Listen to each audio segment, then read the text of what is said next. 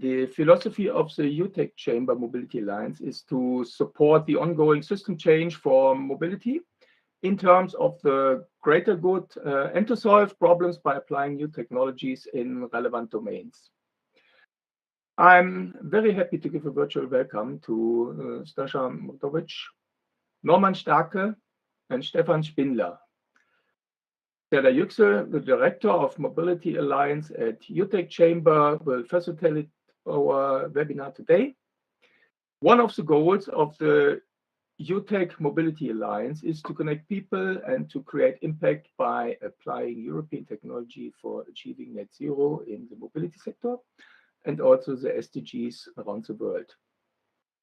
For this, in our monthly digital panel, we take concrete examples to make innovation more tangible and then discuss it with proven experts and innovators.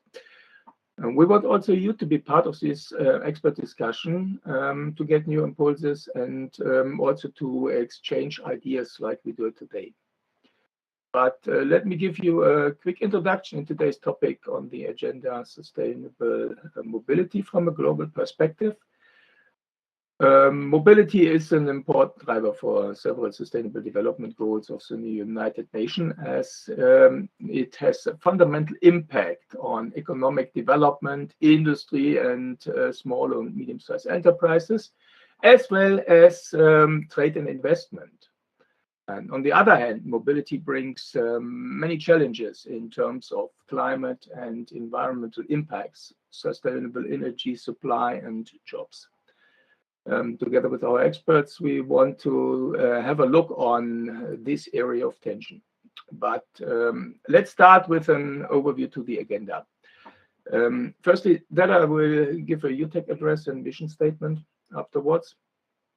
Stasha Mrdovic will talk about the needs of transport operators in the transition to green mobility for meeting the climate goals. She will address collaboration on intermodal solutions, what the EU is doing, where it falls short, and where could be more ambition. Norman Starke will talk about the development of electric vehicles with vehicle-integrated photovoltaics and how cars can be charged by sustainable energy from the sun. He will give insight in his project experience from 2007 until today. Stefan Spindler will talk about approaches to make the last mile more environmentally friendly. He will explain how to increase the utilization of rail and light rail infrastructure for parcel delivery, helps to promote sustainability in urban transport.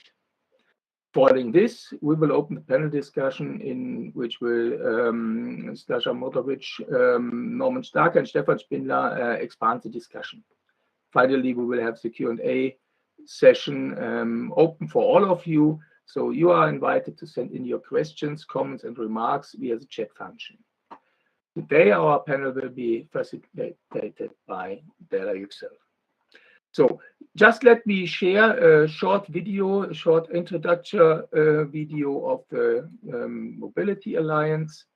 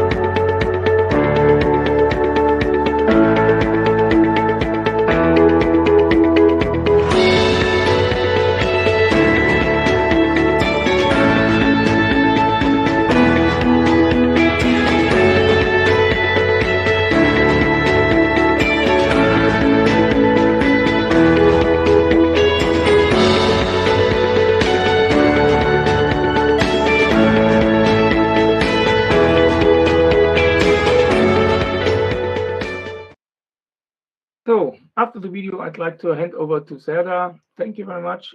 Serdar, the stage is yours. Thank you, Bernd. You can please click on the button, bottom right, just beside the hand raise icon to view the slides. Good morning all, and welcome to the panel. And here is our chamber. We are an NGO, non-profit organization, established in 2015 with our headquarters in Munich, Germany, and an office in Switzerland. And our core value proposition is exposure, which means networking, a very powerful virtual tech platform that we have, and we are having our webinar today over it. And third, internationalization. About our organizational structure, we have three different group of sections we call alliances under regional alliances, uh, from LATAM to APAC, including China. And Tech Alliances covers not only mobility as well all other technology areas you see here, as well Impact Alliances, horizontal thematic ones, including finance, SDGs, climate action, and women in tech. And we arrange webinars as you join this one today under all alliances, in total more than 300 events in a year. And we have been arranging online expos, and from this year, March onwards, we will be doing hybrid and on-site in every big city of Europe. There will be a monthly expos, hybrid, on-site and online, and we will start from Germany. And that's why you and others register in our events, mostly company owners and decision makers like yourself. And after every webinar, we arrange networking meetings.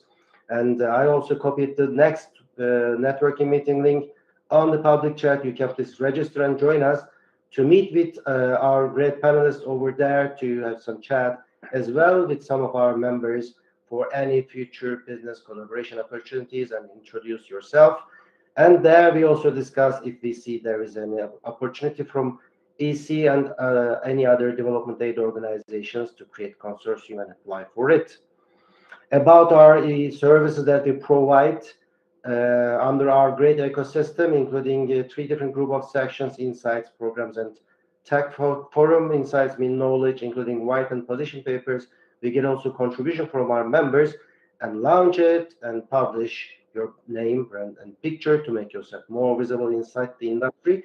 We have several different programs you may like to review later on our mobility.tech.forum homepage, and we have a great virtual platform. You will have your virtual room, and you can attend virtual expos, and you can get access to great database, and you can even create and manage your own events. And thank you for listening to this short introduction about our EU Tech Chamber. And now, as me and before I mentioned, the Chamber wants to achieve specific targets, right? The European Technology Chamber is a network of people knowing from many perspectives what technology is and how to deal with technology. If we take this seriously, we have to bring together the relevant stakeholders. So let me introduce to you all Stasha Medovic.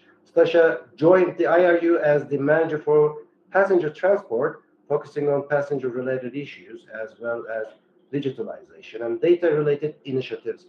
Before joining the IRU, she worked for an international law firm specializing in trade, transport, and data law, and chambers of commerce and industry.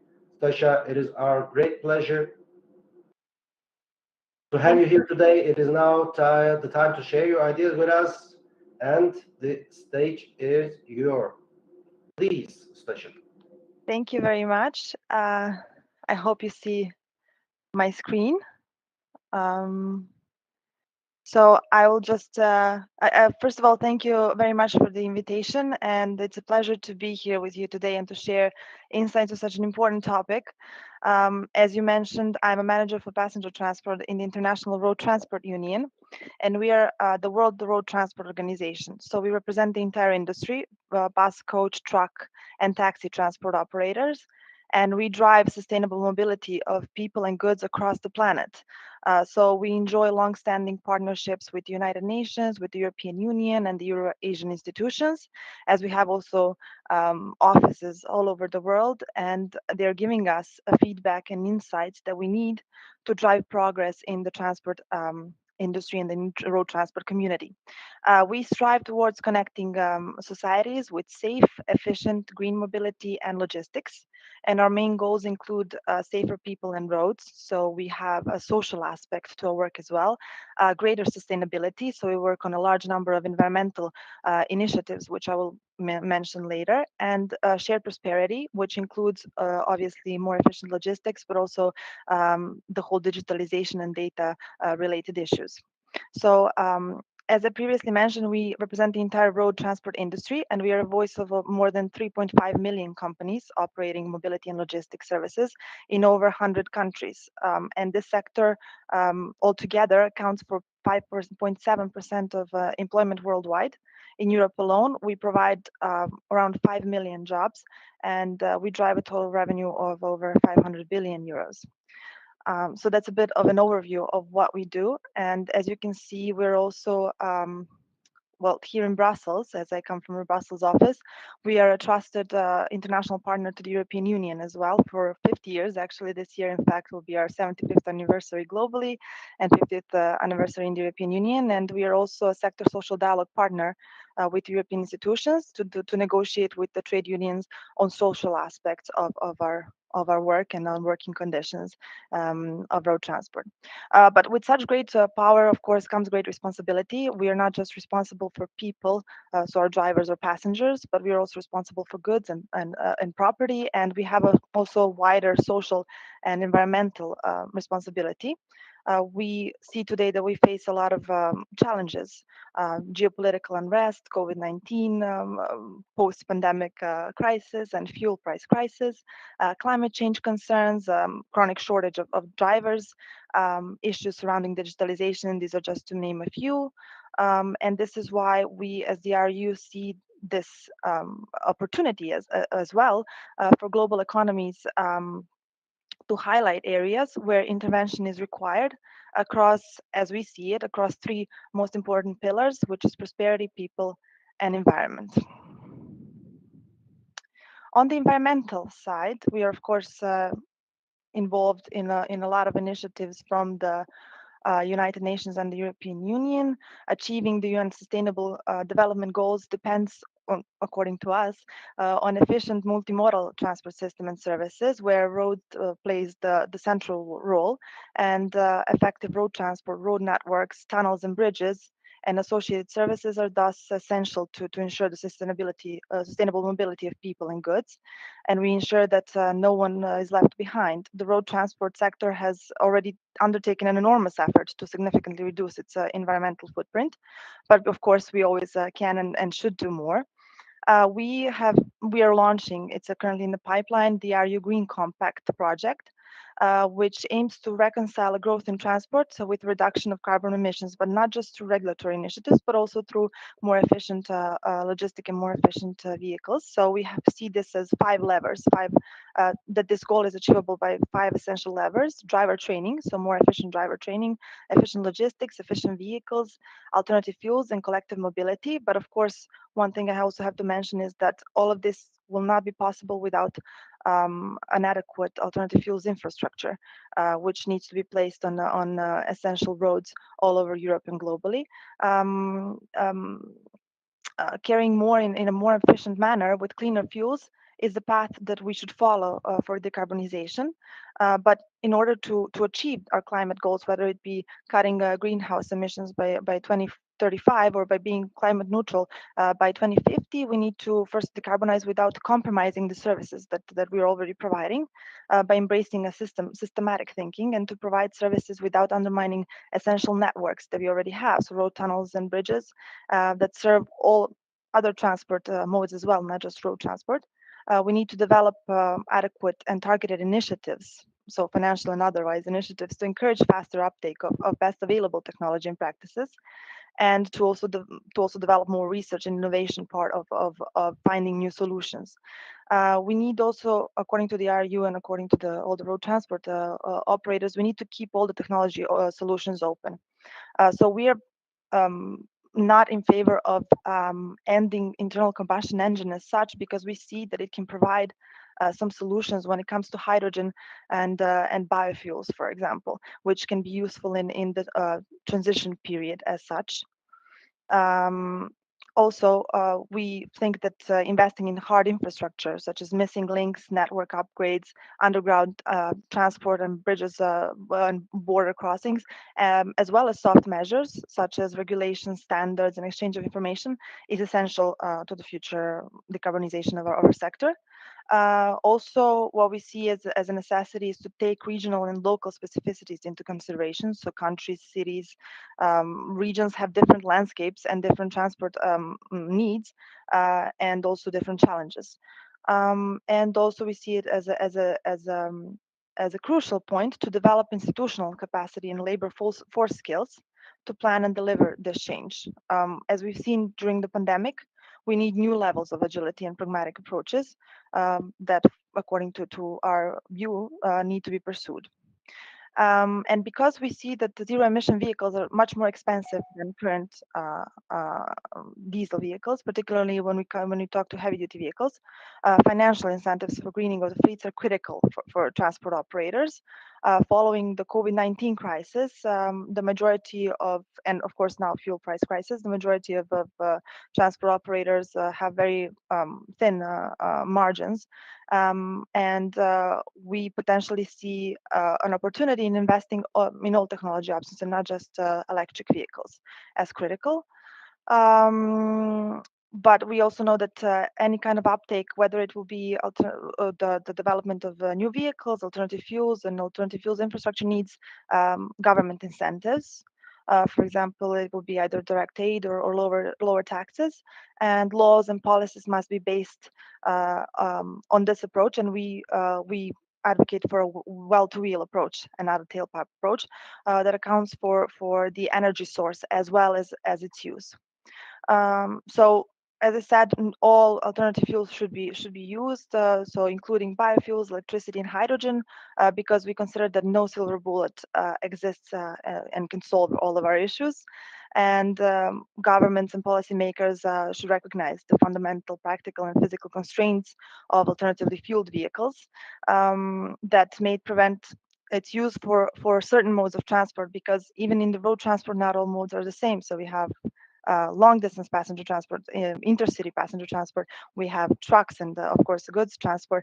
So we need large infrastructure projects that can also support refueling station and recharging stations for different use cases. As far as the intermodality is concerned, we do not see the solution as switching from one mode of transport to another. So concretely, there's lots of talks of switching from road to rail, but we see actually a solution in more connectedness, in more collaboration and intermodality to achieve our goals, because there are certain pockets that only, for example, road transport could cover that rail could not, and vice versa. So we see an opportunity here for collaboration. So we work on numerous initiatives from the European Union, which of course, as you know, have also global impact. And one of the main ones is the CO2 standards for cars and vans previously, and now for heavy duty vehicles. And we recognize that the revision of CO2 standards is one of the most important measures when it comes to greening of transport on EU roads.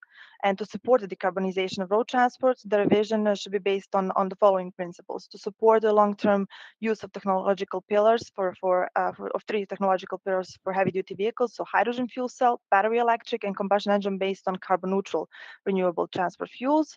And to decarbonize road transport, the use of renewable and low-carbon fuels should be encouraged during the transition to zero-emission technologies. Setting realistic CO2 reduction standards is important to encourage the uptake of alternative fueled heavy-duty vehicles. The targets should be reevaluated every 2 or 3 years to check the progress of our transport operators and of industry at large. And the regulation in heavy-duty vehicles could be exempted from zero emissions vehicles in some cases. We need to discuss this due to sector-specific characteristics. And incentives for the uptake of alternative fuels heavy-duty vehicles should be considered, and best practices should be scaled to encourage EU-wide uptake.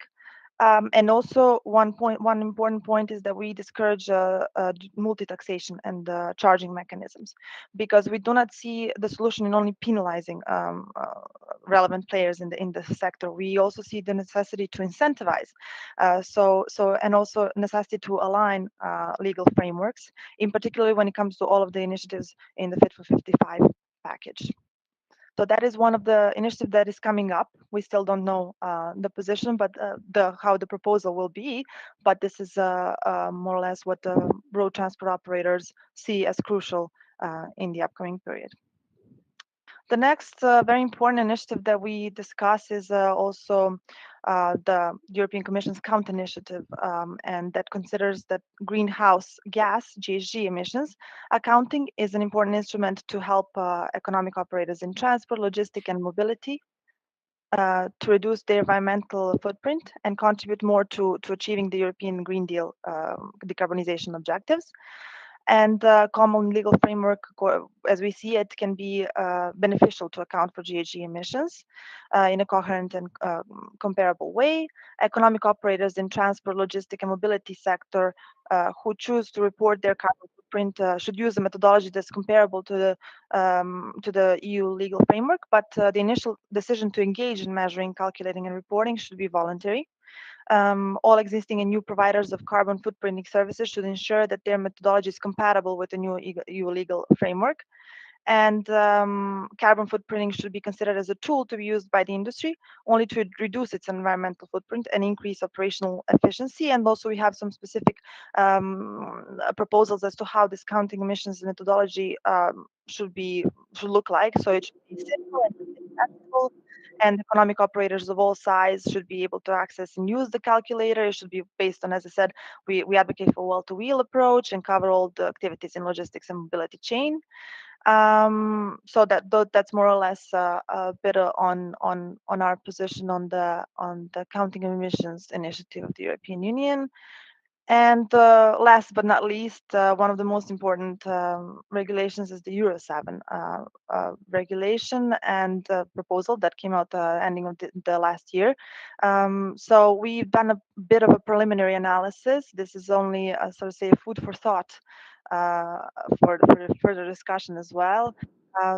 So we know that since the introduction of the Euro 6 in 2013, pollutant emissions coming from trucks and buses have decreased by 36% for nitrogen oxides and by 14% for particles. And Euro 7 does not only bring stricter limits for the engine, but it also broadens a range of surveillance and introduces new pollutants in the scope. And the draft regulation develops stricter emission standards for new petrol and diesel vans, lorries, and buses. The proposed rules consider new vehicle technologies and ensure emissions are measured in real time and no longer based on engine testing. The Commission proposal reduces this limit values, adds new pollutants to scope, includes brake and tire wear particles, and makes complementary measures stricter, such as real drive measurements, in-service conformity, onboard real-time measurement, durability, normal and extended driving conditions, and instrument accuracy factors. There's also in this draft regulation, there's also digitalization. It has a significance in data sharing and digitalization. So there is a requirement of availability in in-vehicle data access that can facilitate continuous emissions monitoring. We consider that the user's choice in sharing of data from especially in vehicle data, that can also be very very important, not only commercially, but it's also sensitive security-wise. And the user's choice over this third-party access should always be respected and should always be preserved. So we have other, of course, initiatives that we work on. One of the most important ones is TNT, AFIR, Alternative Fuels Infrastructure Revision. We have some upcoming initiatives such as greening of the freight transport, revision of the weights and dimensions, and combined transport directive. And one of the most important parts of our work is also work on the financial incentives for transport operators to switch to green mobility. For example, work on temporary state aid measures in light of Ukraine war and other projects and financial incentives. So thank you very much for your attention. Let me Thank you, just. Sneža. And now, thank you again for your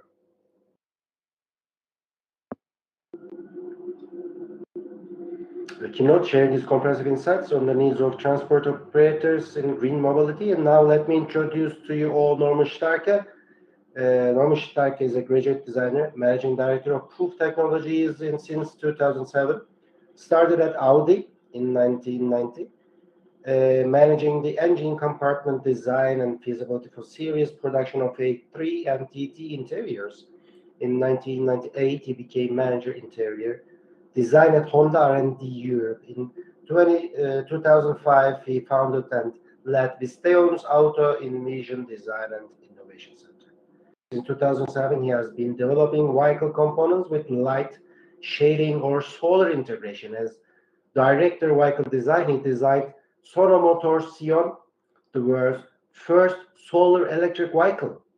He has been appointed to the advisory board of BEM and partner of ASOM.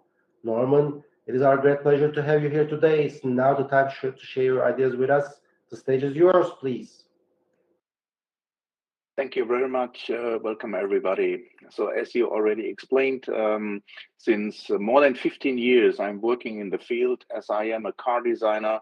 I found in 2007 the company focusing very much on the design aspect, because in engineering, everything is possible, as we know, but every unit, every car, every vehicle has to be designed. And I focus very much on one very special aspect. It was the solar integration. So since 2007 until now, I'm developing that from not the technological point of view or from which technology we use, but also from the aesthetic aspect, how it is integrated, because we cannot adapt a solar panel from a house to a car. Please switch page. So Sarah. Yes, okay, now I see it. So here there are some examples. It was VW. So I worked for all the major OEMs, but also for smaller companies.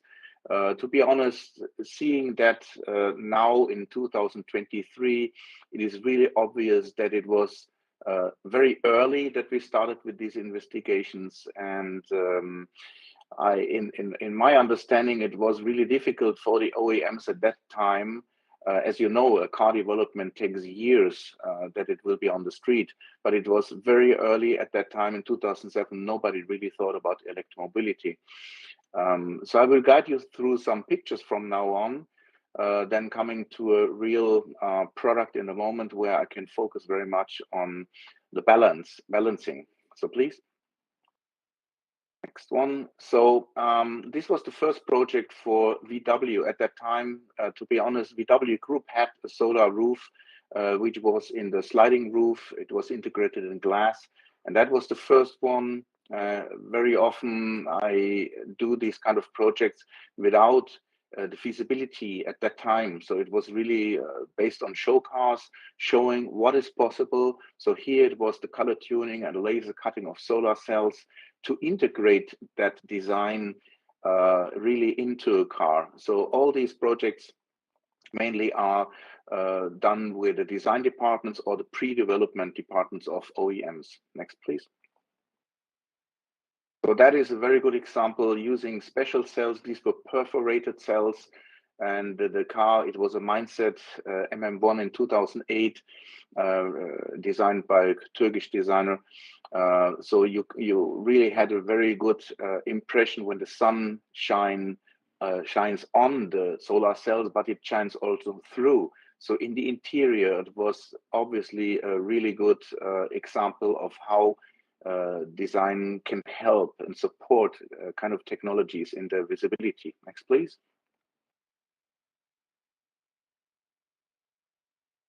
that out? Yes, thank you very much. So that was a project where the customer, Mercedes-Benz, they wanted to have a solar roof. So as I worked a lot with material and technology suppliers, so at that time, Biomaterial Science, which now is Covestro, they talked to Mercedes-Benz that there are just a few companies who can produce prototypes. And beside the fact that Mercedes-Benz wanted to have a solar roof, we added value into it. So we had a see-through area, which we could shade to dark blue.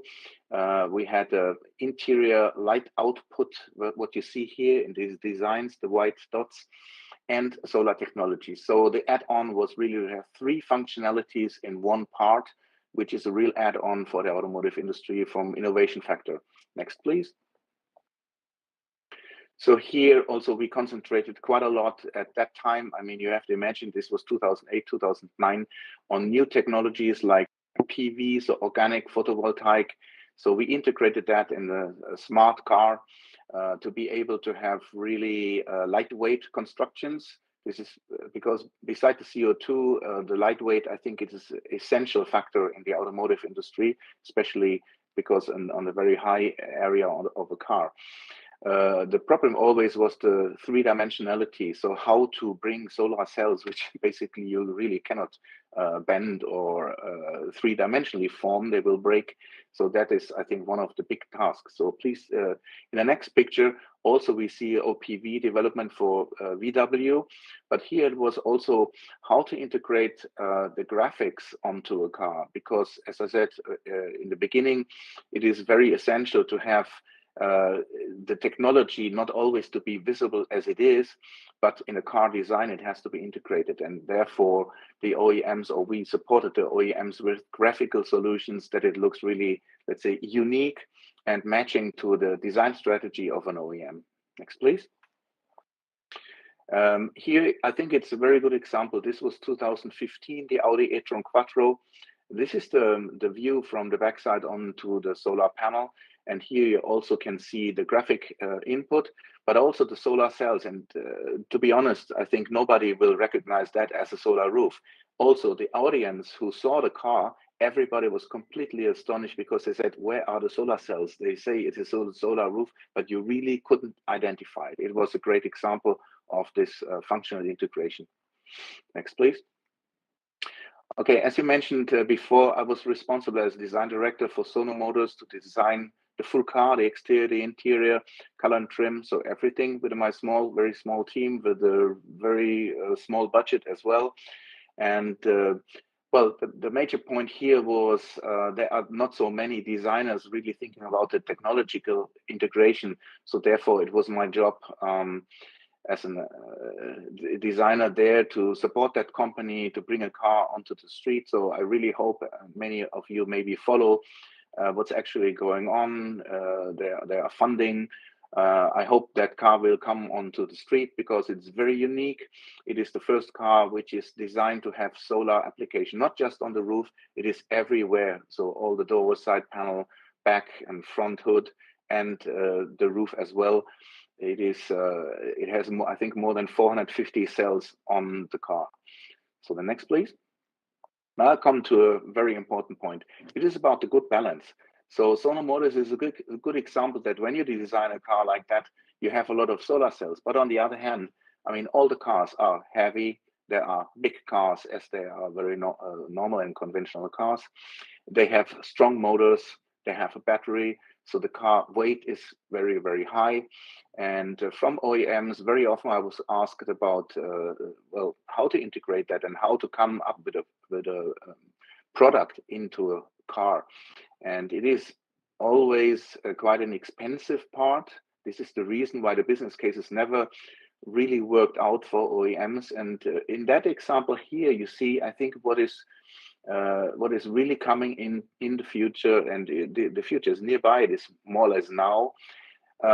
As you know, I'm in Tunis in the moment working with Bako Motors, and Bako Motors is a new, let's say, OEM for the last mile delivery vehicle. And here you can see why I think the balance is important, because the solar roof power is 500 watts. At Sono Motors, it is 1200 watts. but it is a small battery capacity. The vehicle weight is just 280 kilos, and the engine power is 4,000 watts, which means it is really a good result, because the company, they focused very much on to have a good balance. And I have to change it a little bit like this. So the range of the small battery is 150 kilometers, but the PV panel adds additional 50 kilometers to it, which means there's a ratio of a third. So the solar panel generates power for a third of the full range. And this is quite an important thing when you look at Sono Motors. I mean, they have 100 kilometers maybe in the future per week, but here you really have per day quite a big ratio of power generation. Yeah, so in the next page you see we develop designs, processes, and methods, which is, I think, quite important. I don't want to go into detail with everything, but the first idea generation, this comes from the customer. What is the concept? And we very much work on a conceptual side, then trying to implement these innovative ideas in the projects, working together with all kinds of specialists, mainly suppliers of cell technologies, for example, but also companies who are delivering these as real parts, as tier suppliers. And our work normally stops when we generate prototypes to make a proof of concept. That is the reason why I called my company Proof Technologies. Yeah, so the last page just shows where we are. We are in Berlin, so in the capital of Germany. And thank you very much for giving you that information. It's a pleasure. Thank you, Norman, for your keynote, sharing this comprehensive insights in designing EV with vehicle integrated photovoltaics. And I see there are great challenging questions waiting for you in the public chat. But now let me introduce to you all Professor Stefan Spinner. Stefan is a professor in logistics management at WHU, Otto Beisheim School of Management, and director of the Institute of Logistics Management. His research is focused on leveraging data analytics in supply chain management and accelerating the transition to sustainable supply chains. Stefan's work has been published in leading international academic journals. He has awarded the Management Science Strategic Innovation Prize from the European Associations of Operational Research Societies, Europe. Most recently, he has given the Best Paper Award at the 53rd Hawaii International Conference on System Sciences for a paper on delay prediction for container ships based on machine learning. Congratulations, Stefan. It is our great pleasure to have you here today. It is now the time to share your ideas with us. Please, the stage is yours. Yes, Sarah, thanks very much for the introduction. Good morning, everyone. It's a pleasure to be here, and I will talk about a recent research project that we undertook in Berlin, and the topic was greening the last mile. Why this topic? Well, first of all, the last mile is relevant from a logistics perspective because it's one of the most expensive parts of the journey of a product from kind of the raw materials all the way to the final customer. Therefore, the last mile is of interest to both retailers, for instance, e-commerce retailers and logistics service providers. And greening last mile is necessary because, as we shall see shortly, and as Stasha was also referring to, there's massive amount of emissions, be it particle emissions or CO2 emissions that occur, and we need to improve on that in order to move towards more sustainable transportation. So we can see this here. CO2 emissions are still rising in transportation, and that is partly related to the fact that there's a strong correlation between CO2 emissions and GDP growth, right? And this decoupling of GDP growth and CO2 emissions has not yet really happened in the transportation sector. We see that in particular, population in urban areas is exposed to air pollution, and that makes people sick. So the quality of life is degrading as a consequence of those emissions. And here we talk about particulate matter and SO2, ozone, and all of that. And on top of that, we also have noise exposure. And it is well known that noise also is affecting your health, is affecting your quality of life. Right. So, in other words, urban areas are fantastic areas of innovation and economic activity, but they are exposed to a range of significant problems, and therefore we need to think about how to improve urban transportation. And I will argue for improving both passenger and freight transportation. What's the outlook to 2030? According to this, we will see even more of what I've just shown. There's going to be more delivery vehicles, there's more emissions and more congestion. Why? Well, a major driver for that is us consumers leveraging the convenience of the internet and relying more and more on e-commerce, right? So it's partly our fault, what we observe here. And we certainly need to think about ways how to deal with that, how to cope with this trend. Now, in order to come up with a solution, it's not one actor that can or should provide the solution, but rather it's a collaborative effort among multiple actors. You see some of them indicated here. That is not even yet complete, but it shows you there's different actors with potentially different agendas as well that need to come to one table, that need to agree on a longer term solution. There's the cities themselves, there's NGOs, there's the transportation OEMs, there's the logistics providers, there's the infrastructure developers, as well as tech players and digital solutions. Right, and what is important is in the first step we need to properly measure and understand what are the emissions, and then in the second step we need to think about how can we reduce those emissions, what type of solutions are out there, what type of solutions can be developed in the future. And here I have for you some technologies that have been proposed, and like the blue ones are the ones that we considered in our research project. So specifically, we looked at battery EVs and fuel cell EVs and cargo bikes. But I completely agree with Stasha that we should not just bet on one technology. That would be a rather stupid move, but rather we should develop a portfolio of technologies, and that can also include combustion engines, that can include biofuels and so forth, right? And then on the right-hand side, towards the kind of middle last leg change, we see that we also considered mixed light rail, right? So what does that mean? For Berlin, for instance, that would mean that we use the S-Bahn in order to transport stuff next to the people that get transported on the same trains.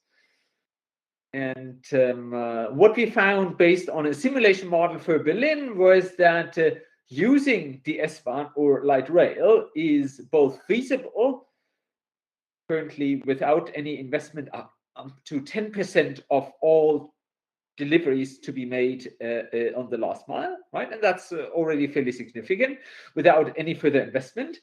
If we wanted to go beyond that, say to 20 or 25%, then we would have to think about how to redesign some of the trains. Right?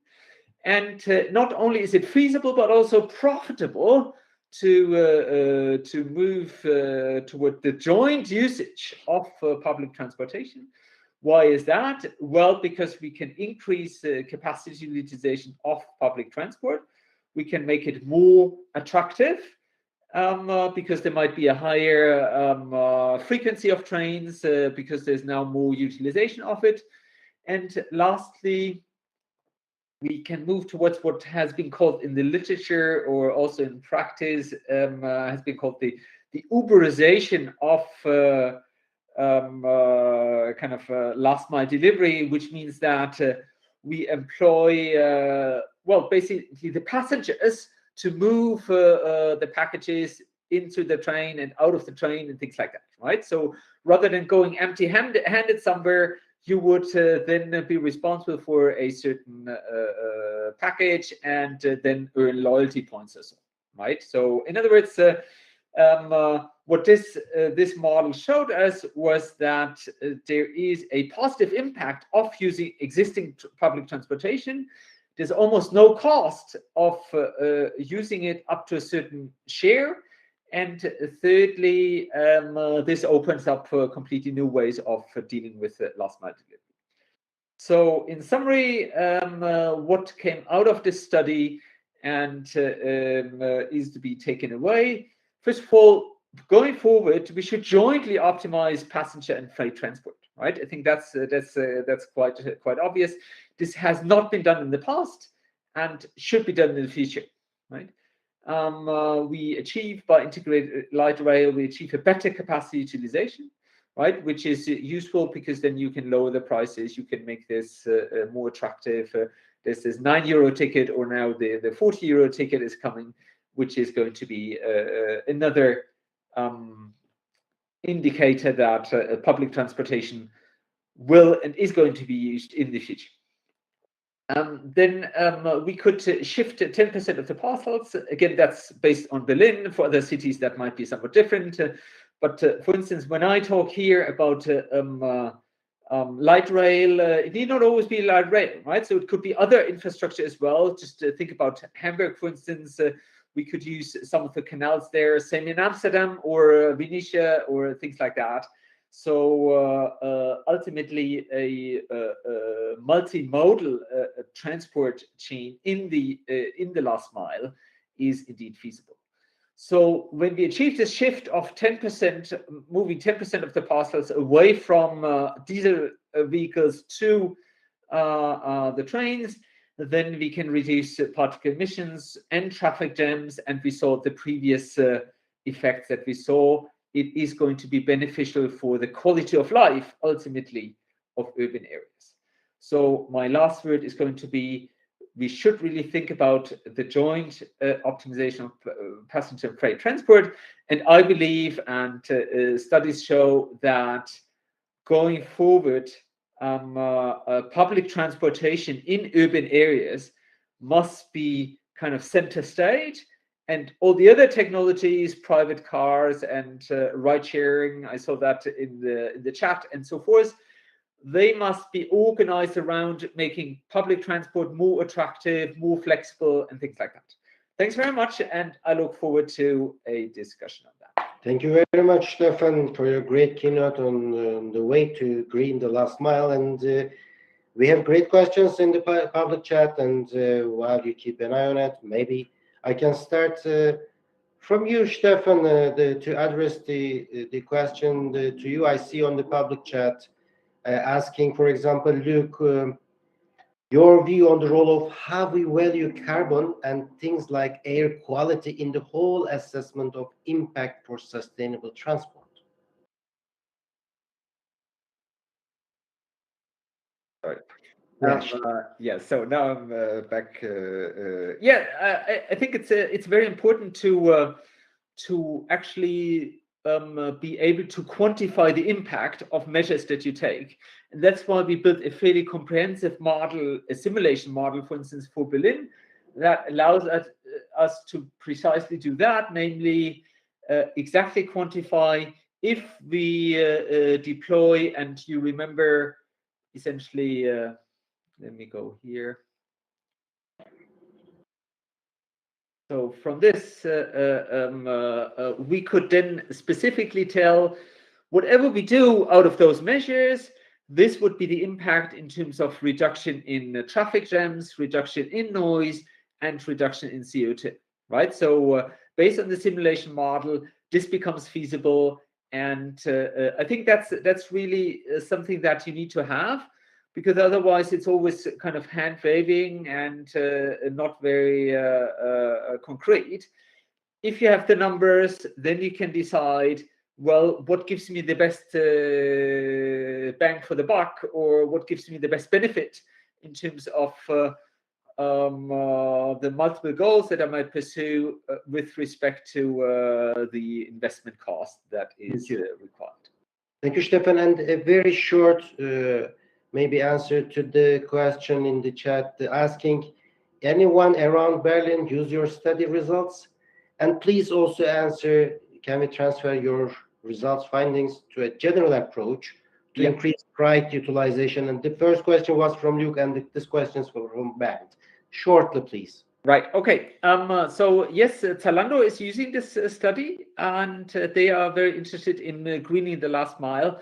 Zalando, for those of you who are not from Europe, is a major e-commerce retailer, and they have a goal to reduce the CO2 emissions.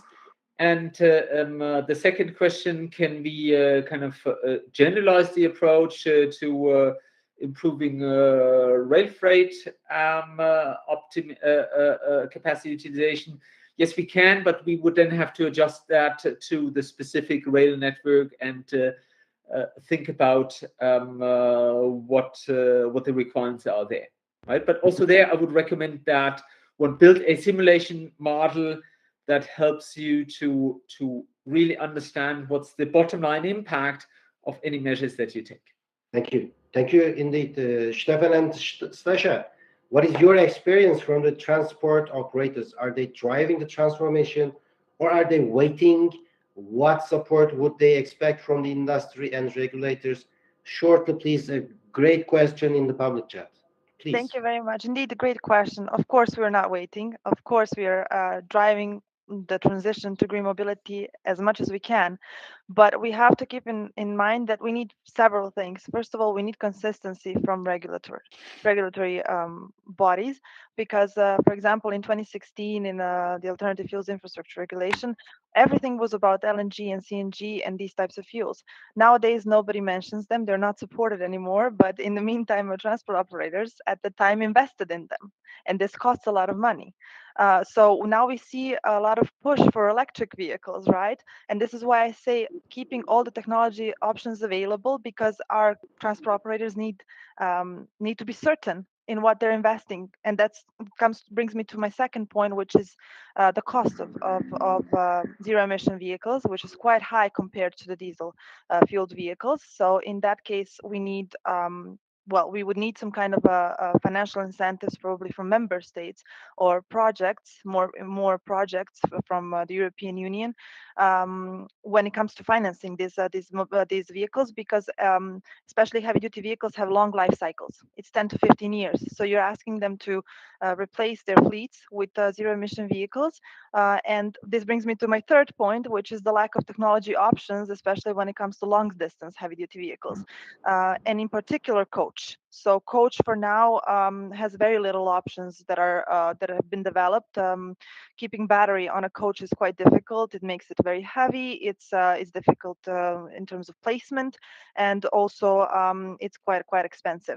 And so these are also one most important point is the infrastructure. Before replacing all of the vehicles, we have to have a very developed network of alternative fuels infrastructure, so recharging stations, and not all transport modes are the same. So you cannot place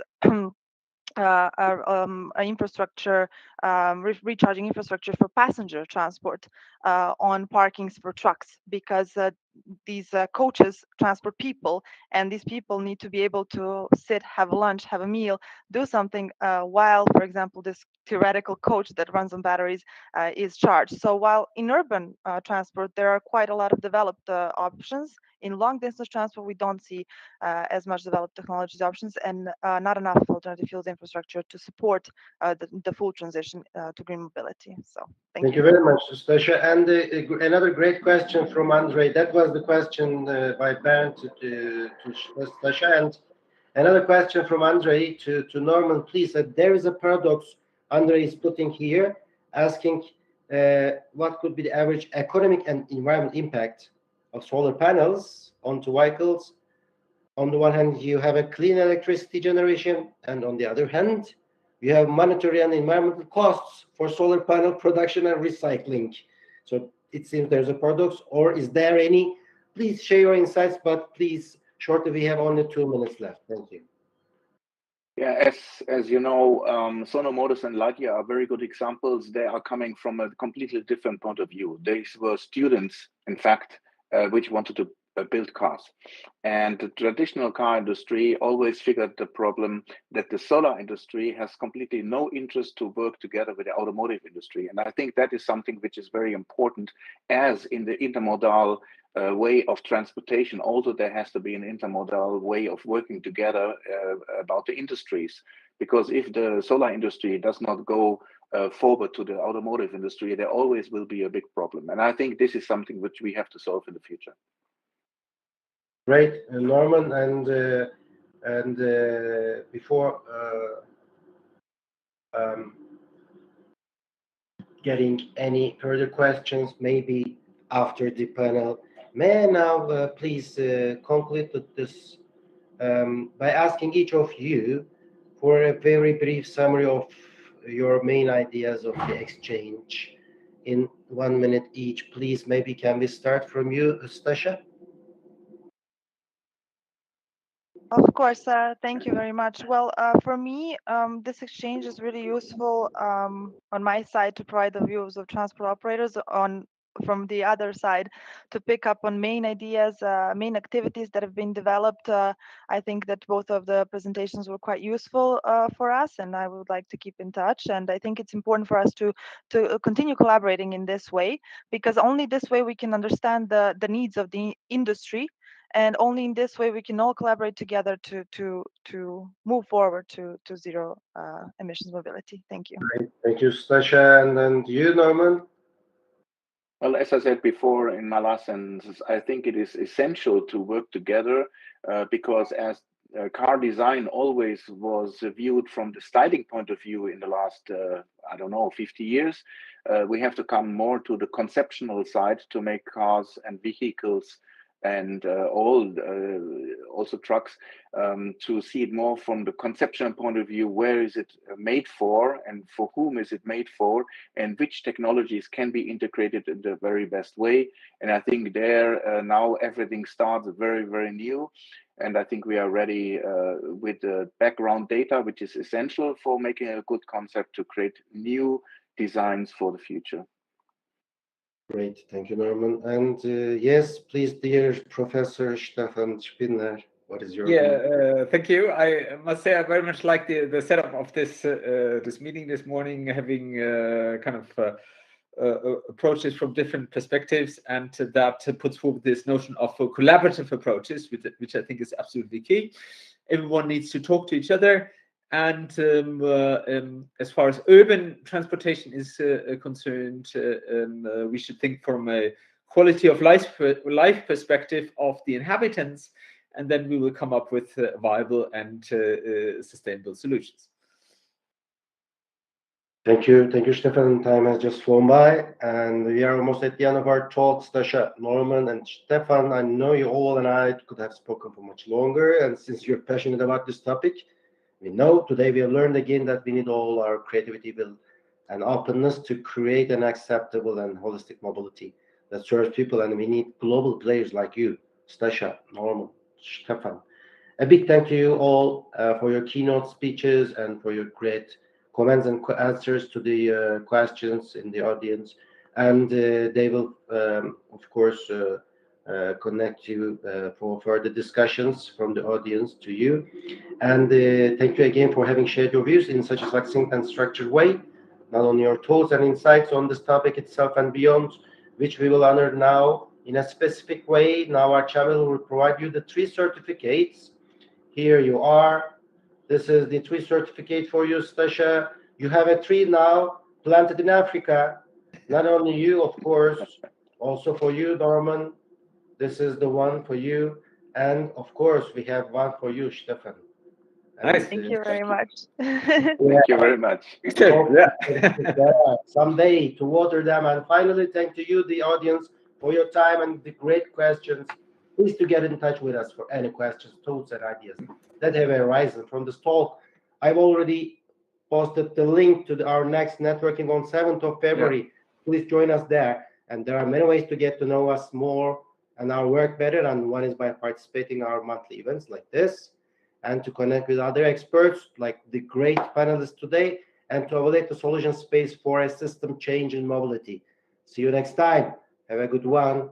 Bye. Thank you. Have a nice Have Bye-bye. a great day. Thanks for joining. Take care. Bye-bye. Bye. Bye.